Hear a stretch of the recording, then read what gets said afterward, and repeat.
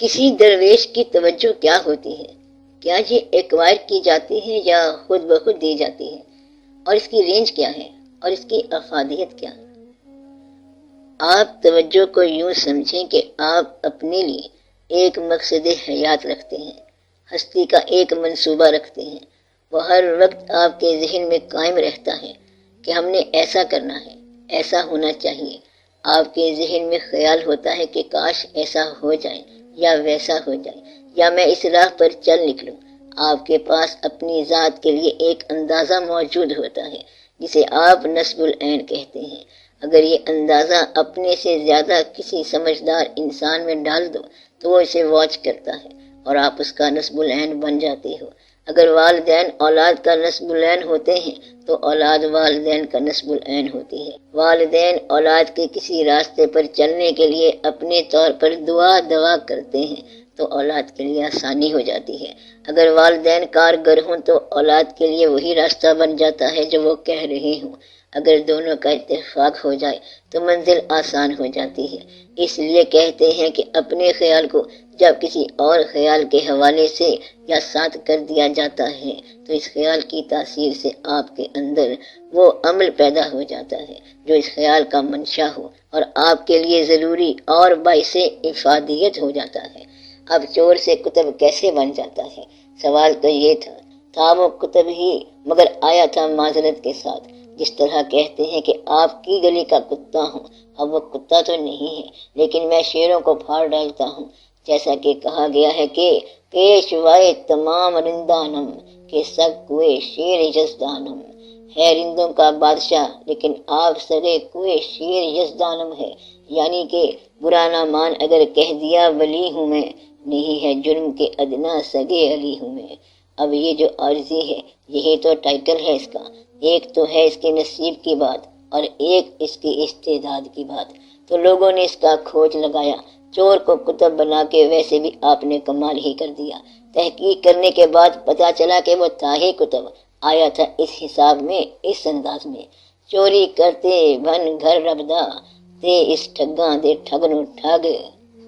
اس انداز کا یہ جواز ہے۔ دوسرا جواز یہ ہے کہ وہ ایک مقام ہے تو ایک مقام آتا ہے کہ اگر ہم چاہیں تو کیا ہو جائے، ہم جو چاہیں کریں۔ ہم مزاج یہ بھی ہے جسے آپ توجہ کہہ رہے ہیں۔ ایک مقام پر جب انسان کی دعا منظور ہو جاتی ہے تو وہاں خواہش بھی دعا بن جاتی ہے۔ ایک مشہور واقعہ ہے کسی بزرگ کا۔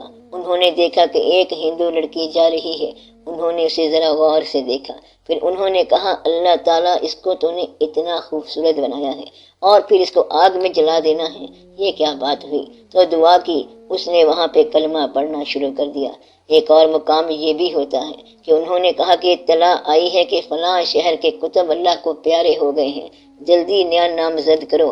آپ نے کہا اس وقت اویلیبل نہیں ہے، ایک آدمی یہاں پڑا ہوا ہے، اس کا نام درج کر دیتے ہیں۔ وہ لپٹا ہوا تھا صف میں، اس کا نام کتب درج کر کے حالت بدل دی۔ اب یہ جو مقام ہے وہاں استعداد پہلے سے موجود ہے۔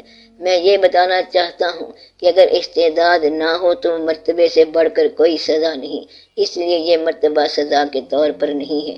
جس کو کتب بنا دیا وہ چور کوئی ایکسپرٹ ہوگا جس نے ولی کا گھر توڑا، جس کو پتا ہو کہ یہ بزرگ غوث ہے، مشہور آدمی ہے، آدھی دنیا تو مرید ہوگی۔ اس نے کہا کہ دیکھا جائے گا، آج ذرا غوث کے گھر بھی ہو آئیں۔ یہ ایک بڑی کمال کی بات ہے اور یہ بڑی جرت کی بات ہے۔ یہ وہ بات ہے کہ مقابلے والا تلوار لے کے آ رہا ہے اور کلمہ پڑھ کر جا رہا ہے، کیا مجال ہے کہ چوری کرے؟ یہ اس کی ہمت کی داد دینے والی بات ہے کہ تو ہمارے ہاں آیا، اب تو خالی ہاتھ جا رہا ہے، تو یہ ہماری شان نہیں کہ خالی ہاتھ واپس جائے۔ چلو اور کچھ نہیں تو کتب ہی بن جا۔ یہ دینے والے کے انداز ہے کہ ہاتھ خالی نہ جانے دے۔ ویسے بھی دیکھا گیا ہے کہ بزرگ جو ہیں اپنے گھر میں بری نیت سے آنے والوں کو بھی خالی ہاتھ نہیں جانے دیتے، خالی ہاتھ بھیجنے کا حکم ہے ہی نہیں۔ ان کی زندگی اور طرح کی زندگی ہوتی ہے، وہ اور ہی کہانی ہوتی ہے کہ کوئی خالی ہاتھ نراش نہ جائے، کسی نے نراش جانا ہی نہیں ہے وہاں سے۔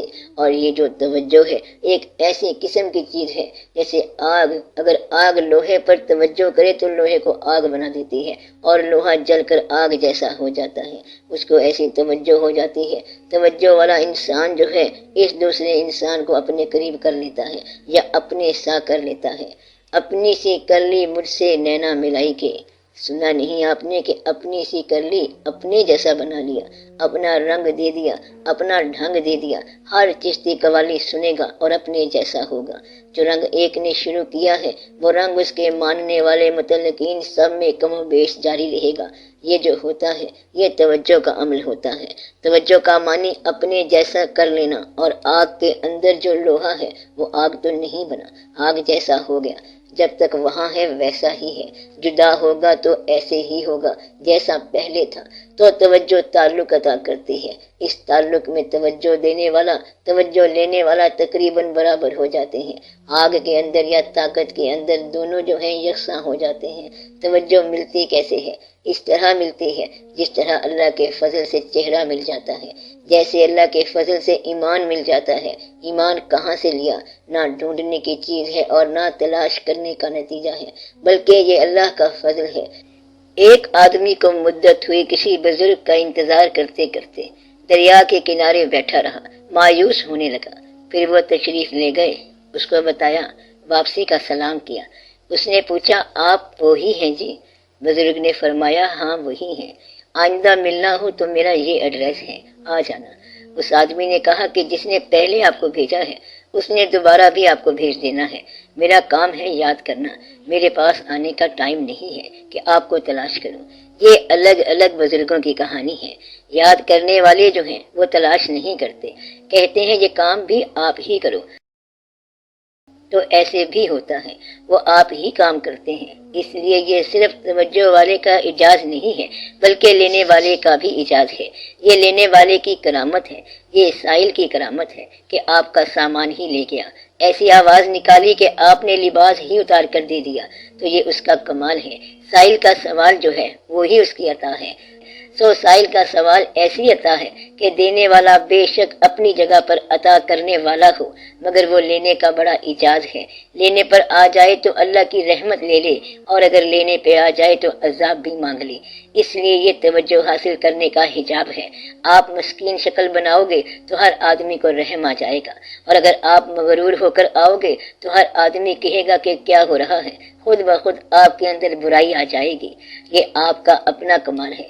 توجہ لینے کا اپنا کمال ہوتا ہے کہ اس پر نگاہ آ جایا کرتی ہے، اور وہ نگاہ جو ہے وہ کارساز نگاہ ہوا کرتی ہے۔ نگاہ سے مراد اٹینشن ہو جانا، اور وہ رائے بھی دیتا ہے، دعا بھی دیتا ہے۔ رائے وہ ہوتی ہے کہ جو چیز آپ کی سمجھ میں آ جائے، کہتا ہے کہ اس کام کو یوں کر دو، بات آسان ہو جائے گی۔ بلے شاہ رحمت اللہ کو سمجھ نہیں آ رہی تھی، گرچہ معمولی بات تھی۔ بزرگ پیاز کی پنیری لگا رہے تھے۔ بلے نے پوچھا کہ رب کی کوئی آسان سی بات بتائیے۔ انہوں نے کہا، یہ کون سی مشکل بات ہے، پنیری اٹھا کر ادھر سے ادھر لگا دے۔ بلیا رب دا کی پاؤنا، ادھروں پٹنا تے ادھر لانا۔ بلے کو بات سمجھ نہیں آئی، کہتا ہے کہ بات سمجھ نہیں آئی۔ فرمایا کہ اس دنیا سے دل اٹھا لے، دل خود بخود ادھر لگ جائے گا، تو دل ادھر نہ لگا۔ دنیا سے دل اچاٹ ہو کے اس طرف رجوع کر لینا ہی رب کو پانا ہے۔ رب ذات نہیں ہے کہ رب حاصل کر لو، رب سمت بھی نہیں ہے کہ اس پر کار بند ہو جاؤ۔ اس کی سمت اتنی لامحدود ہے کہ وہ آپ کی سمجھ سے باہر ہے۔ رب کو پانے کا مقصد یہ ہے کہ اس کے برعکس والی چیز سے آپ نجات پاؤ، پھر تو رب ہی رب ہے۔ دنیا کی طرف سے آپ نے ہاتھ اٹھا لیا تو آپ رب کی طرف چل پڑے۔ صاحبان سفر جتنے ہیں، کسی کو کوئی بات مل گئی، سارے مرتبے میں برابر نہیں ہیں۔ پیغمبر برابر نہیں، ولی کیسے برابر ہو سکتے ہیں؟ آپ کے مزاج کے مطابق دعا کرنی ہوتی ہے کہ آپ کی استعداد کے مطابق اور آپ کے مزاج کے مطابق اللہ تعالیٰ آپ کو مرتبہ عطا فرمائے، ورنہ مرتبہ مل جائے اور استعداد نہ ہو تو اس سے بڑی اور کوئی آزمائش نہیں ہے۔ تاریخ میں دیکھا گیا، ایماندار آدمی ہے، ایماندار نیک انسان، دین کو سمجھنے والا انسان، آزمائش یہ ڈال دی گئی کہ دنیا کی بادشاہی دے دی۔ دنیا کا تصور اس کو نہیں، اب وہ صرف دین میں کامیاب تھا۔ اسے میدان میں جا کر ناکام ہی ثابت ہونا ہے، اور وہ ہو جائے گا، کیونکہ یہ اس کا اپنا میدان نہیں ہے۔ اس لیے اللہ تعالیٰ سے دعا مانگنی چاہیے کہ آپ کو کسی ایسے میدان میں نہ ڈالا جائے جو آپ کا میدان نہ ہو، جو آپ کی استعداد نہ ہو۔ مثلاً کوئی آپ سے کہے آپ ہمارے دوست ہیں، بڑے اچھے ہیں، یہ گانا بڑا اچھا گاتے ہیں، محفل خراب ہو جائے گی کیونکہ آپ گانا نہیں گاتے۔ ایسے مقام کی تعریف جو آپ میں نہیں ہے، یہی بد تہذیبی ہے۔ اس لیے آپ دعا کیا کریں کہ جو چیز آپ کی استعداد میں ہو وہی آپ کو کرنی پڑے۔ انصاف کی سیٹ پر بیٹھے ہو تو اپنے بیگانے کا فرق ذہن سے نکال دو، تب انصاف کی کرسی پر بیٹھنا، ورنہ جس کو اپنے بیگانے کا پتہ چلتا ہے وہ انصاف کبھی نہیں کر سکتا۔ یہ اللہ کریم کا احسان ہونا چاہیے آپ کی ذات پر کہ آپ کو اپنی استعداد کے مطابق ملے۔ وہ کتب جو چور سے بنا تھا وہ کتبوں کا بھی کتب تھا، پھر اس کو وہ مقام ملا، توجہ کر کے اس کو مرتبہ عطا ہو گیا۔ اگر آپ فقیروں سے ملیں، آپ میں استعداد نہ ہو اور ان کی توجہ ہو جائے، پھر کہتے یہ ہیں کہ اگر ظرف نہ ہو، تیزی ہو جائے تو آدمی کی جان خطرے میں ہے، اور بعض اوقات ایمان بھی خطرے میں ہے۔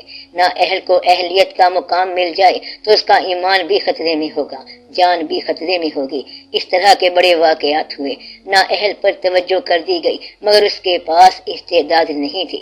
مثلا ایک آدمی کوئی خوراک کھاتا ہے تو وہ اس کو تکلیف دیتی ہے، اور کھاتا ہے تو اس خوراک سے مر جاتا ہے۔ تھوڑی خوراک کھائے گا تو طاقت آئے گی، اور وہی طاقت دینے والی چیز، وہی خوراک اگر زیادہ کھا لی جائے تو طاقت چھن جاتی ہے۔